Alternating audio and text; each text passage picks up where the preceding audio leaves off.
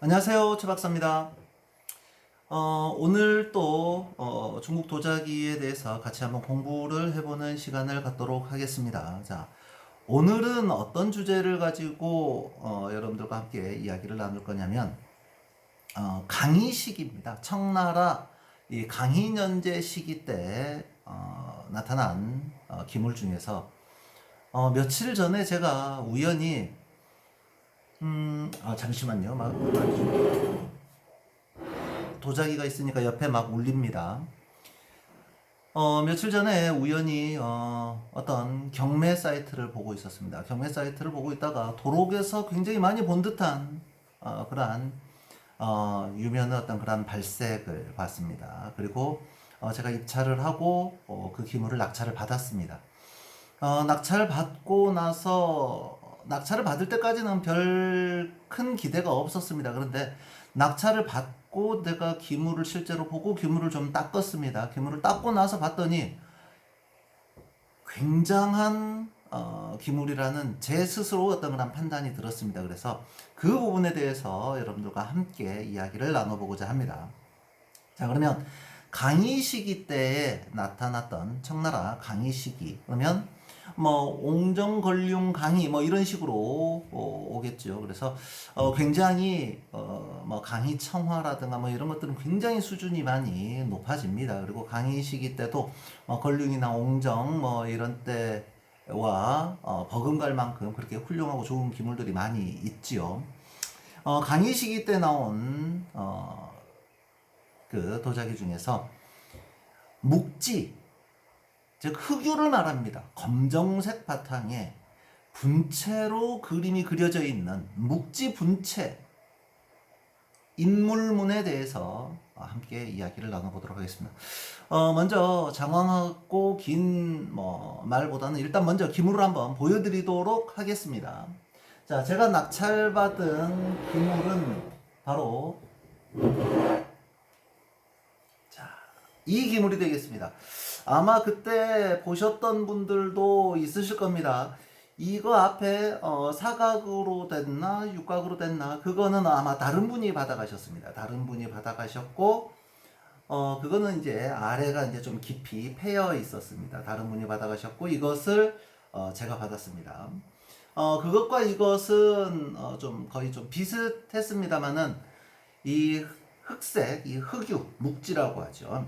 자, 이 흑유 발색이 카메라에 비춰지는 발색이 조금 달랐습니다. 그래서 이거를 뒤쪽에다가 이렇게 두고 앞에 나온 그 기물을 가지고 이렇게 설명을 하셨습니다. 그리고 바닥도 보여주고 했는데 아마 그것도 어쩌면 뭐 같은 내용일지도 모르겠습니다. 어쩌면 그분도 저렴하게 낙찰을 받아 가셨는데 그분도 어쩌면 좋은 일이 생길 수도 있을 것 같습니다.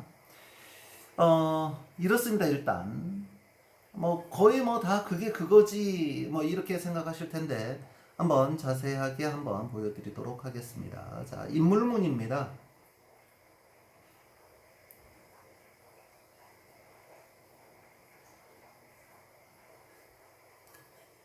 자, 삥 둘러서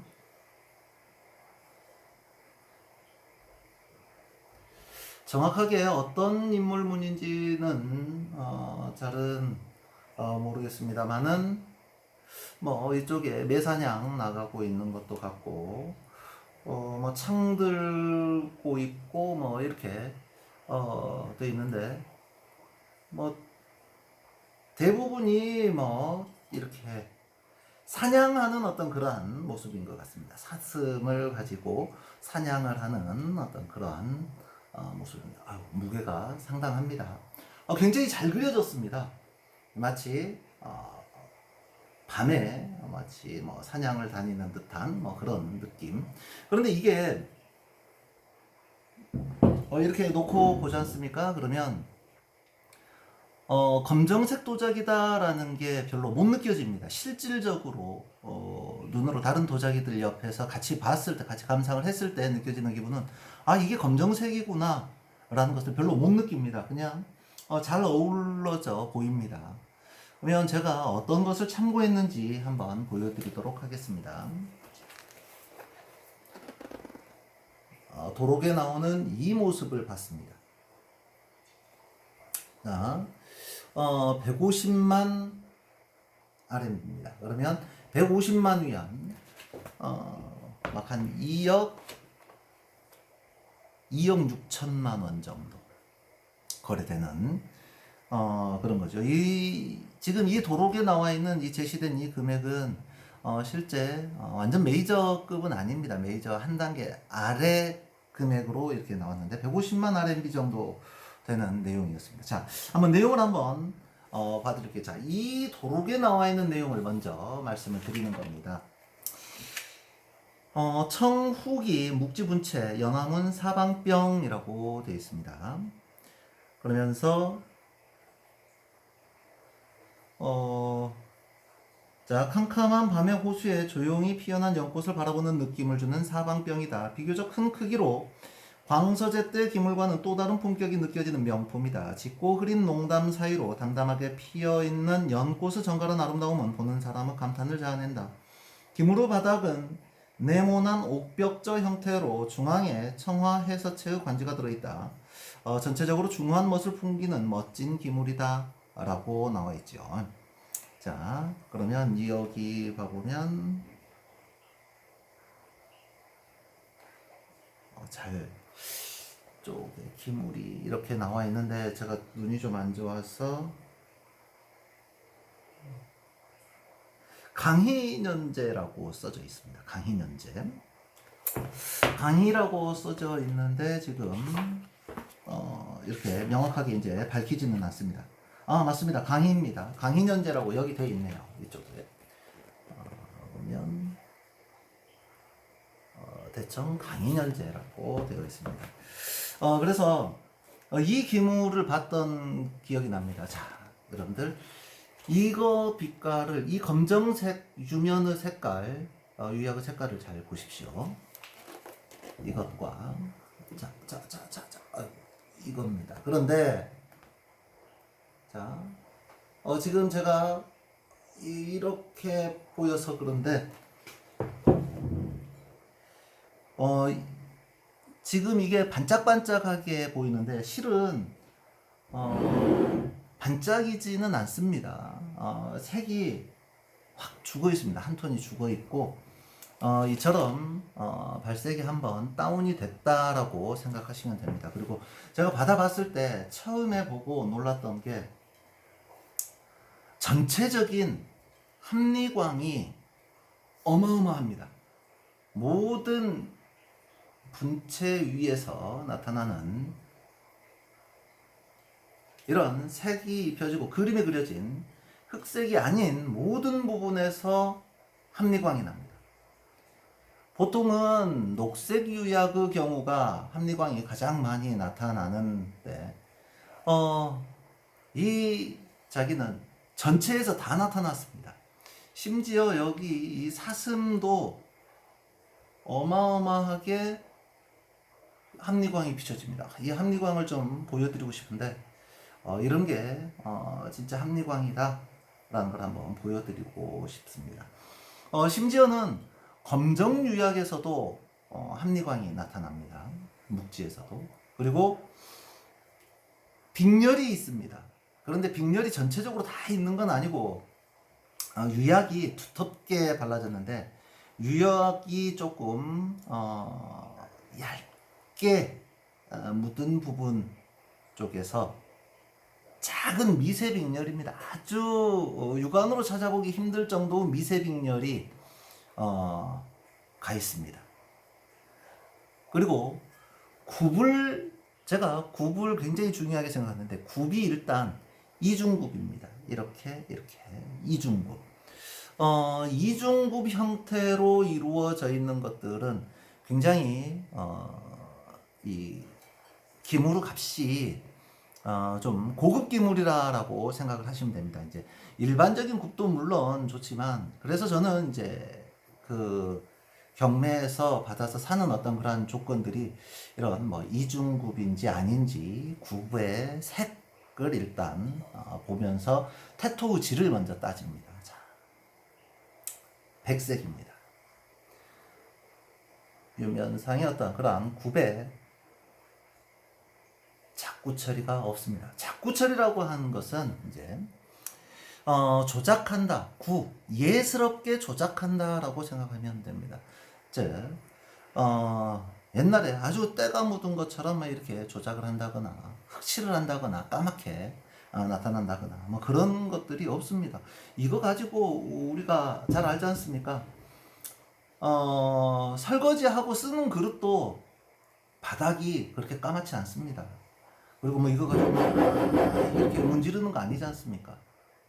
그렇기 때문에 이 굽이 그렇게 크게 달아지거나 손상받을 일은 없다라는 겁니다. 그런데 한 가지 제가 이 부분은 제가 정말 풀지 못하는 것 중에 하나입니다. 이 기물에 대한 이야기인데 풀지 못하는 단 한 가지가 있는데 그게 뭐냐? 바로 이 관지입니다. 관지. 이 관지는 대청 강인현재라고 써져 있습니다. 아주 잘 쓰였지요. 그런데 뭔가가 좀 다르다라는 것을 아마 보시는 분도 느끼실 수 있을 겁니다. 일단 색이 다르지요. 그렇죠? 색이 다르고 이 청화 번짐이 없습니다. 그래서 제가 이걸 손으로 만져봅니다. 이건 뭐지? 마치 도장을 찍어 놓은 것 같습니다. 아니면 먼저 구워지고 나서 먼저 굽습니다. 먼저 구워지고 나서 이 유약 위에 나중에 다시 적은 것 같습니다. 이거는 유상체입니다. 유상체.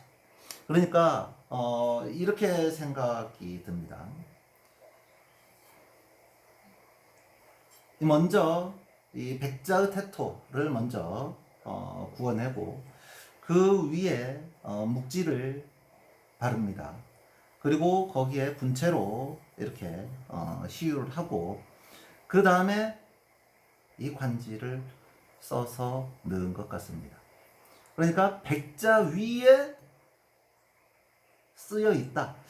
처음에 구울 때부터 바로 자 하나 보여드리겠습니다.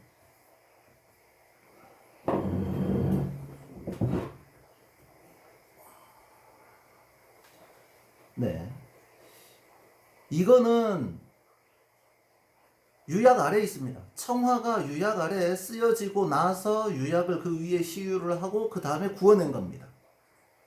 그런데 이거는 굽고 나서 다시 젓고 한 번 더 구웠습니다. 그래서 이 차이가 뭔가는 아직 제가 밝혀내지는 못했습니다. 한번 좀 더 찾아봐야 될 것 같습니다. 그런데 분명히 다르다라는 겁니다. 일반적인 것과는. 그런데 이 기물이 최근 거냐? 그럼 절대 최근 거는 아닙니다. 그럼 100% 제가 장담할 수도 있습니다.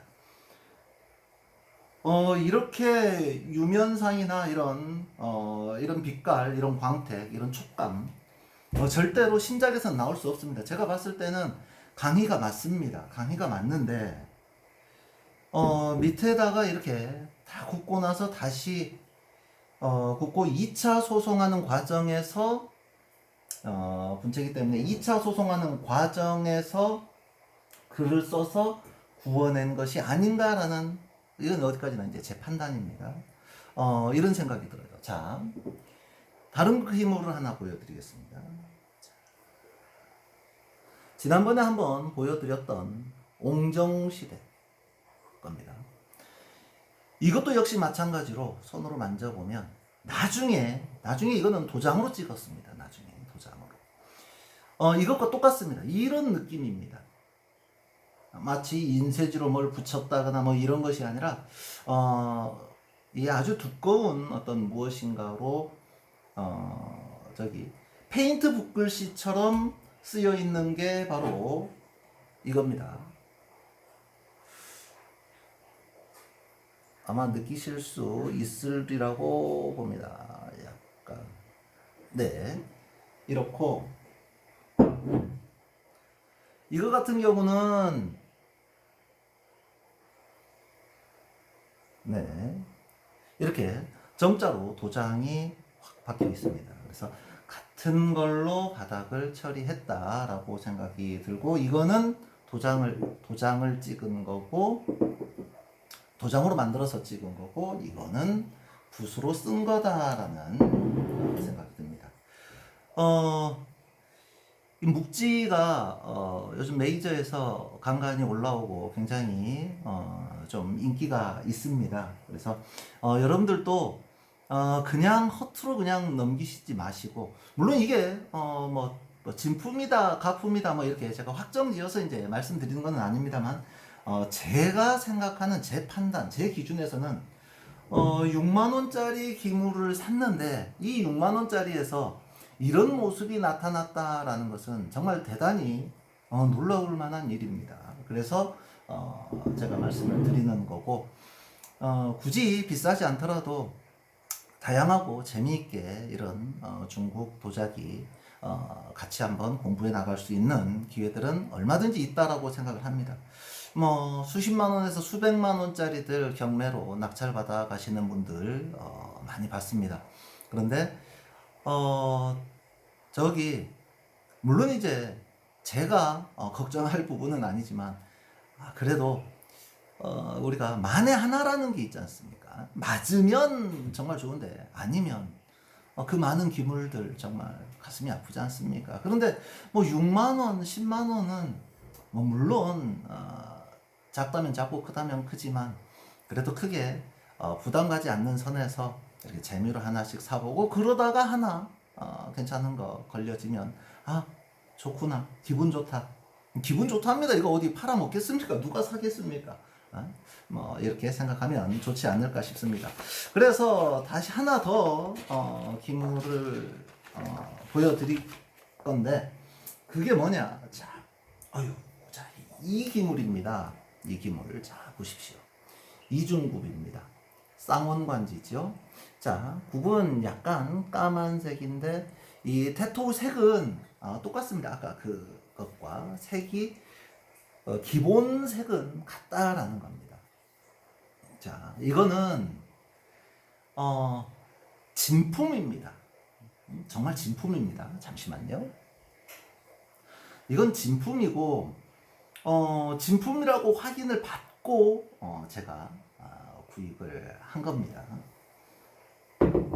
그래서 도록에 이렇게 나와 있는 이 기물을 이제 제가 산 거였거든요.